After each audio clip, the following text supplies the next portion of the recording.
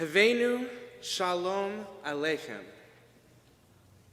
Translated, these words mean, we come to greet you in peace.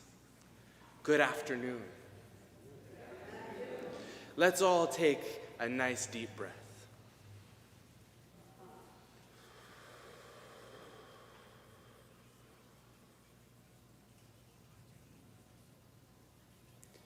Before I get too far, I want to offer a gentle content advisory.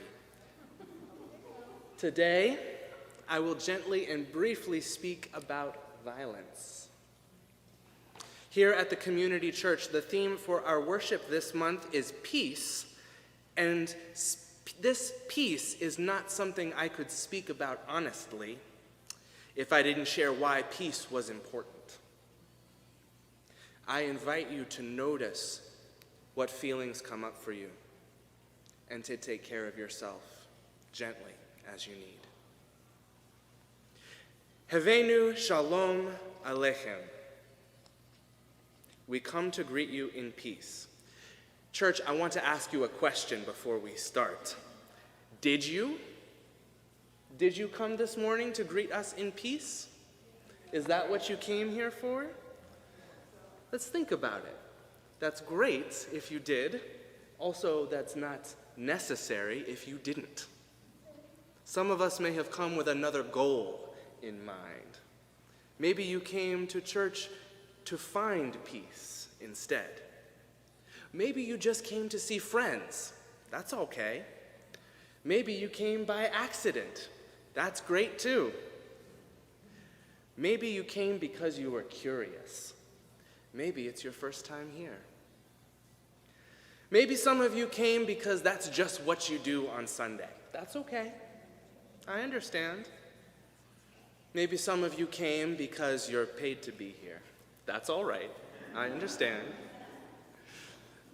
Maybe I said the quiet part out loud.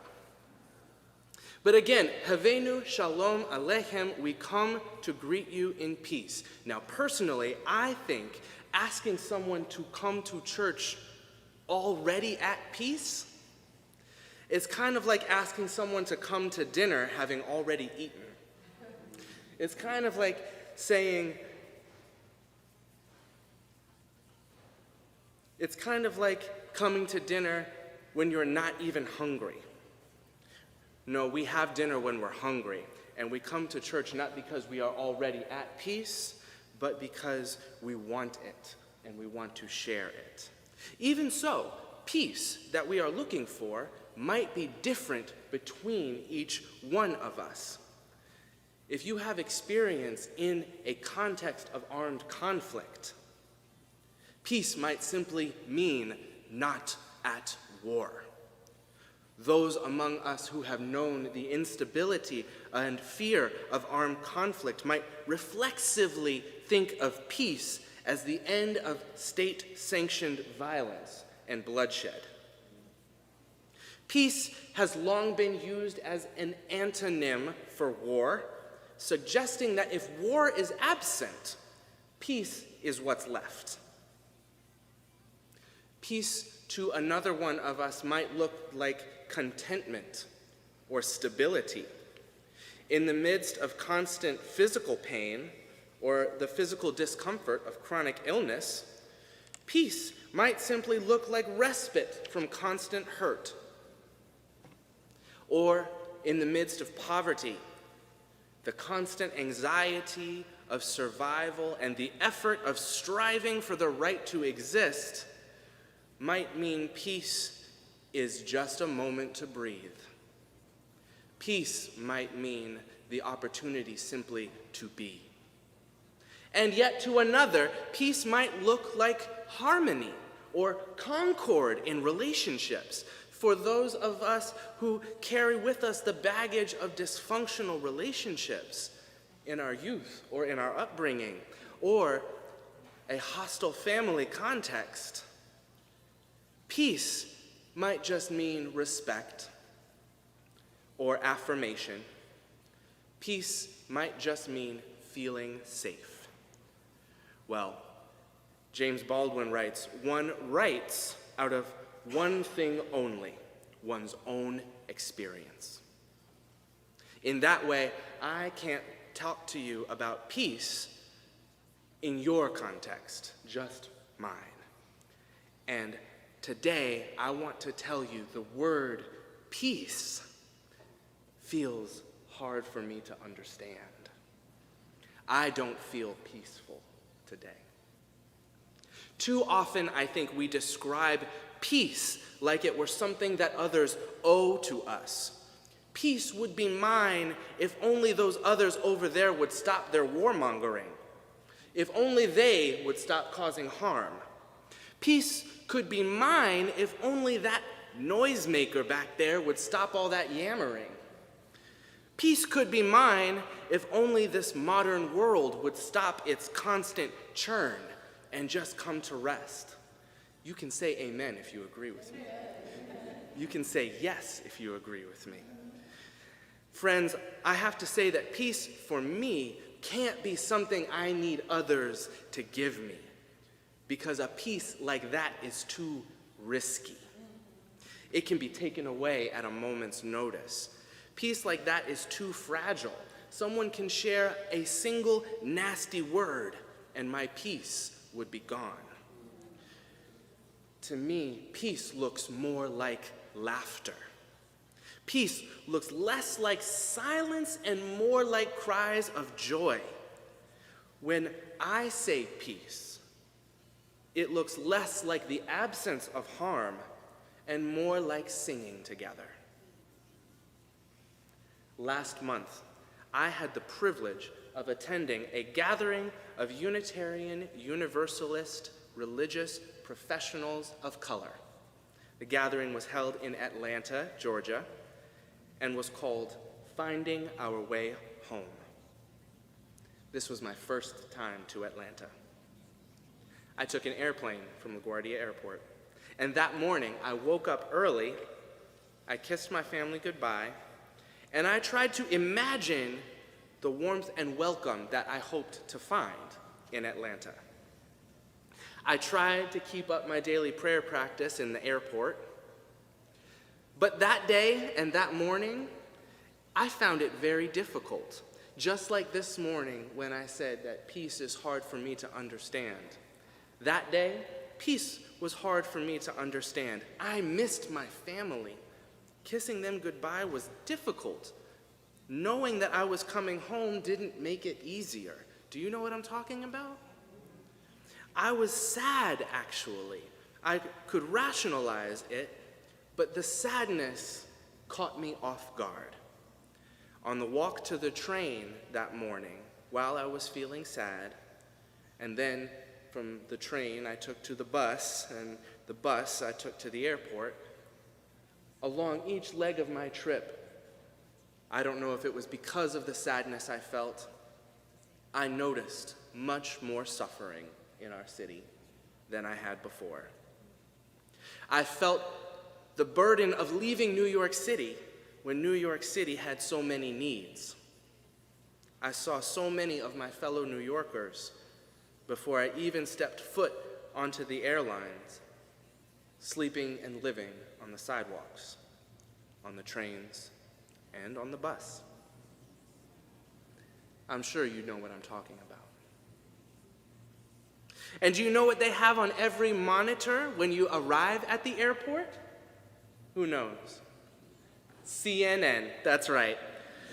Burdened as I was by my own sadness leaving my family behind and by the suffering I witnessed on my trip to the airport, I was immediately hit by the suffering taking place all across our country. Children shot at a birthday party. A young man shot and killed for ringing the wrong doorbell. A growing culture of militarism and renewed violence in Sudan, in the Levant, in the Ukraine.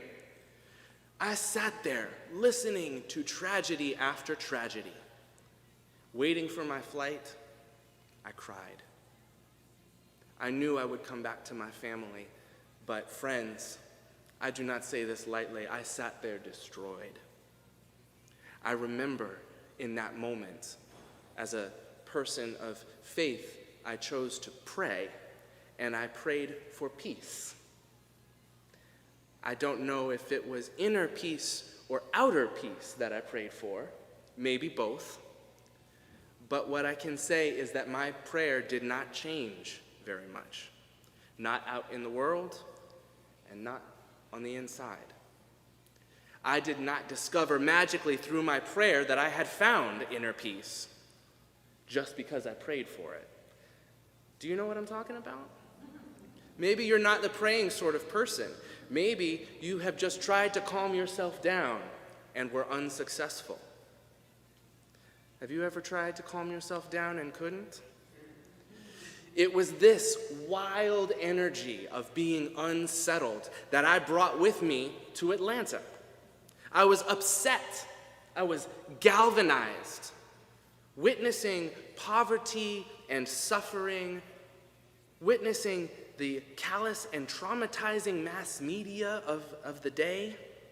I was worn down thin, not the least of which by a full day of the microaggressions of traveling. I'm sure you know what I'm talking about. I arrived at the hotel. I tried to gather my thoughts before joining the community downstairs. Alone in my hotel room, I started to get now afraid. I really was looking forward to making a good impression among my colleagues, but I was afraid that my exhaustion, my emotional exhaustion, my physical exhaustion took my spark away. I was afraid that the joyful lightness I wanted to share would not be mine to show. Now, I didn't know it, but the best thing that could have happened to me was that discomfort I felt before joining the gathering, because for the next 4 days, I met others from all around the country, leaders, staff members from this denomination, and they felt a lot of the same things I felt. We breathed together. I talked about this discomfort that I felt. I talked about what it was like for me to come to Atlanta, and I told others what I saw. And they told me they shared similar experiences. They told me they had similar feelings. And then we breathed together again. Over and over again, we shared centering deep breaths. We learned specifically how to breathe with purpose, how to slow our exhale so that our lungs would massage our nervous system. This was a necessary practice because we also listened to stories of violence against Asian Americans in Atlanta, stories of violence against trans folks across the country. We learned about the necessary initiatives that support people of color in this denomination, and we learned about some of the struggles that impact other churches. We learned the term GLOMA, used instead of the term BIPOC, which is itself an acronym for Black and Indigenous people of color. The term GLOMA is shorthand for the global majority, a term meant to empower and unite all who struggle for racial justice around the globe. More than all of this that we learned and practiced, friends, we breathed, and yes, we sang. We sang a lot. We sang melodies and harmonies and sang stuff we made up on the spot. We sang over and over again. Yeah, it's funny, it's good. We sang over and over again. And in the midst of this singing, we discussed Unitarian Universalism, this denomination, how it exists today, what it used to be, and what it could be. We talked specifically about the legacy of the community church. We talked about what it used to be, and we talked about what it could be. I learned that this community church has a particular identity in the Unitarian Universalist denomination. I learned that the community church used to be a home for Unitarian Universalists of color, a sanctuary of safety that people around the country knew existed, a home for difficult discourse on the problems in our world and our country, a home in particular for conversations about the meaning of peace, peacefulness in our world as an active principle.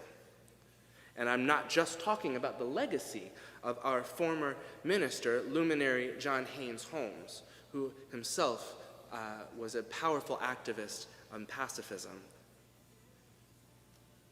I'm also talking about the political discourse and the religious imagination of our denomination that has been honed particularly in this community. Do you know what I'm talking about? If you've been here for a while, you might know what I'm talking about. The meaning of peace in political discourse, in particular, was forged in the fires of this New York City space, this New York City congregation. It was forged over decades, and the benefit continues to be felt around the world. Today, the relationship between peace and justice is not always as obvious. The discourse I'm talking about in particular is called transitional justice theory. And I'm going to quote extensively from an article by Yuvraj Joshi, who writes about transitional justice theory. Joshi writes, "Transitional justice concerns how societies move from oppression and violence toward a more just and peaceful order. One of the central discussions of transitional justice is a peace versus justice dilemma." Have you heard of this before? Peace versus justice, which seeks to reconcile legitimate claims for justice with, I would say, also legitimate claims for stability and social peace. Transitional justice scholarship grapples with the question of what is peace and what is justice, and are they competing goals at times? Are they complementary, or does one take priority over the other? In our context, Joshi says, transitional justice scholars examine these questions with respect generally to developing countries, but this peace versus justice dilemma animates America's transition from slavery, segregation, and white supremacy. The United States has attempted this transition from racial apartheid to inclusive democracy and has sought to balance pursuing racial equality with ensuring social stability. When public officials or American people have disagreed about how that balance should be struck, some have called upon the courts to settle versions of the peace versus justice dilemma. And that is where my quote ends. In this framework, peace looks a lot more like just the lack of disruption. If Joshi's words seem scary or tame, it might be because we have seen what this peace looks like in practice.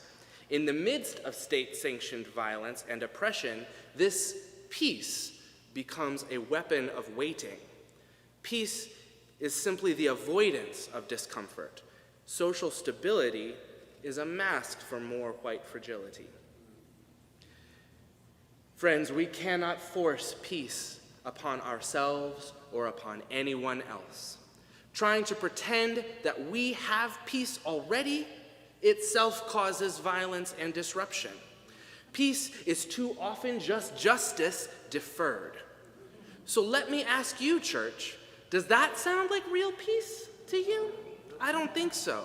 This is the sort of peace that is this the sort of peace that we are singing about? I don't think so.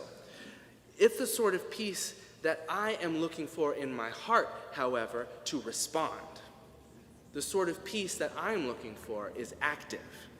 So, how do you find that sort of peace in a world that doesn't seem to have it? How do you be peaceful or experience that inner, settled presence, that stable peace we seek in a religious context when you look around and you don't see it anywhere?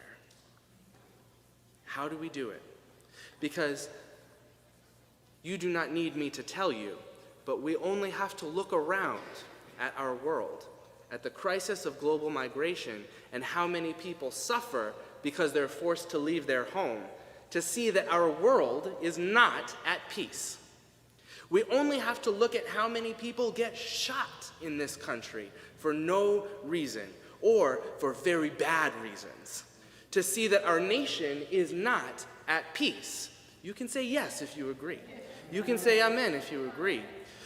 We only have to look at how many of our siblings right now that live and die on our sidewalks, that live and die on our subway trains, to see that our city is not at peace and has not been at peace for a long time. Now, when the world is at peace and our nations are not at peace, when our city is not at peace, when our neighbors are far from peace, when our families aren't peaceful, when our hearts are not peaceful, where can we find peace, friends? When our hearts are not at peace and when everything we see is not peaceful. It is not spiritual failure to come to church without peace. It is insight to recognize that we are not peaceful. Speaking of families, I have 3 children, and I want to say families are generally not peaceful in my experience, even the happy, kind ones. That said, many of our families are also our purest sources of conflict or trauma, the original rejection that we experience and replay throughout our lives. No, friends, our families are not often peaceful. Today is a day that we celebrate it across our culture as Mother's Day, and for many of us, it is an opportunity to celebrate mothering as we have known it, as we have received it, as we see it practiced. And yet, we know here, not everyone receives the love that they deserve. And for many mothers who are not here with us or can't be here with us, this is a day not of celebration, but of pensive mourning. For some among us, home may never have been a real home. And finding our way home sounds less exciting and more like an arduous journey full of uncertainty. We are looking for that feeling of acceptance and interconnected love that family should mean. On the one hand, family cannot be a universal value. However, chosen families can emerge from this dysfunction. Here, in this church, I want to say to all of you, a chosen family of sorts is beginning to emerge for me. Some of you may have already known that here, the sense of chosen family. Some of you may have come here hoping to recreate something you knew elsewhere. But here, in this church, in this room, and for those of you connecting online, whether you found it by effort or by accident, whether you've come here looking for peace or whether you've come here filled with peace to share, I do believe that the intent of these words can be created, it can be supported, and can be shared right here among us, Community Church. What do you think? Yeah, you think so? Specifically, I think that peace can be found in our legacy as we seek to understand the meaning of this community, this church, in our wider world. Peace can be found here among us in the practices of radical welcome that we are putting in place. Peace can be found here in the practices of deep listening that are becoming common and familiar to our communities. Peace can be found here in our worship, where we sing, and then we sing again, and then we sing some more. Because we're building a culture of peace. That's why we are here. Peace can be found in more than just these practices, however. Peace can be found in how we are choosing to gather with one another, lifting respect and love as virtues. Continuing this legacy of true dialogue, yes, in the context of respect, in the context of collaborative justice seeking that has become part of our culture here. When I was in Atlanta, many of the Unitarian Universalists I spoke with had spent many more years on this earth than I have. And they told me stories about this community, this church, as a sanctuary where democratic ideals meant radical welcome regardless of ideology or place of origin. Behind those stories, I listened and I heard a question that went unasked. I heard a curiosity in the glistening of the eyes of these elders, wondering if the community church still meant what it used to mean. Could the community church be those things for this denomination again? I have to say that longing for a worldly home, a physical place to point to and say, there I know I belong. That longing was something I desperately wanted to soothe.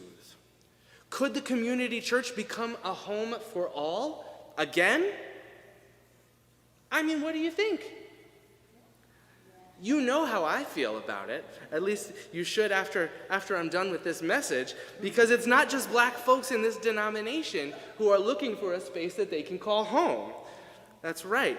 We're looking for a way back to peace again, and it is a long road, but this church has a well that goes very deep. The deep well of this church can create a home for all people again. The gathering in Atlanta was entitled Finding Our Way Home, and the subtext of my interactions in Atlanta was an affirmation that when home is hard to find out in the world, home can be built within a chosen family. Home can be built among friends or even among strangers. For those willing to listen, for those willing to sing, the feeling of home can be made anywhere, anytime. But church, I think we can still do better than that, because we are working together for reasons too many to count. This church can be a home for us who are here and for so many others in our city who are wondering the same thing. Where do we find peace? Where do we find home? Friends, I want to say I see all of you building it, building that home and building that hope. I see it when we talk about radical welcome and when we invite trainings on how to be radically welcoming. I see it when we talk about putting love at the center of everything. I see it when we talk about disrupting church, because we disrupt church out of love. We are building this home when we laugh together for any reason. We're building this home together when we dance, whether there's music or not. We build this home when we sing together. You don't have to know the words. You don't have to sing on pitch. You don't have to sing in time. And you don't even have to sing very loud. But when we sing together, we build home. Friends, when I play my banjo, you may have noticed that I don't use some of the more familiar words like spirituals or the blues. And that's because the traditions that I am hoping to help us cultivate gave birth to those traditions. The ways of singing and playing together that we are practicing, that we are learning, may seem simple on the outside. It may seem to lack the breadth of color and imagery that some other traditions, some other songs may have. They may seem at first to be simple or basic.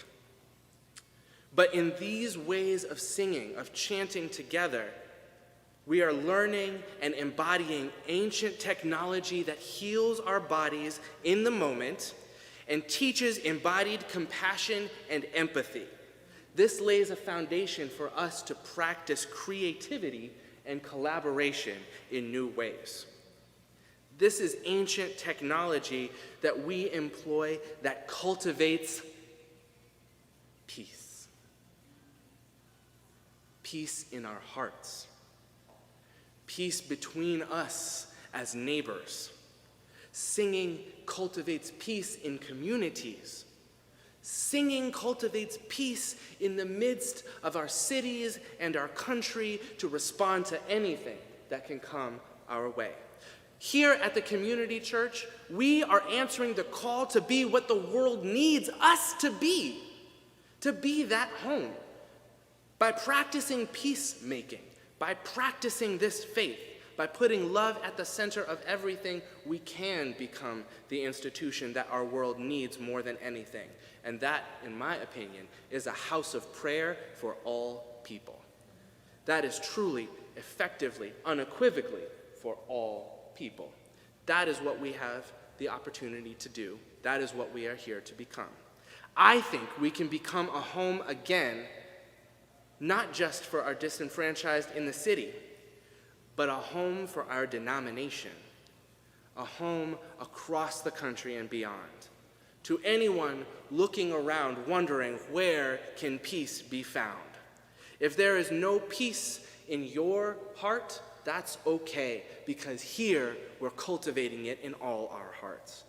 If there is no peace in our city, it might be sad, but that's okay, because we are going to cultivate it on behalf of our city here together. Come here, sing with us. Regardless of whether you know peace or even want peace. Here we laugh, we dance, we sing, and we build a culture of peace and reconciliation. We are helping our whole world find its way home.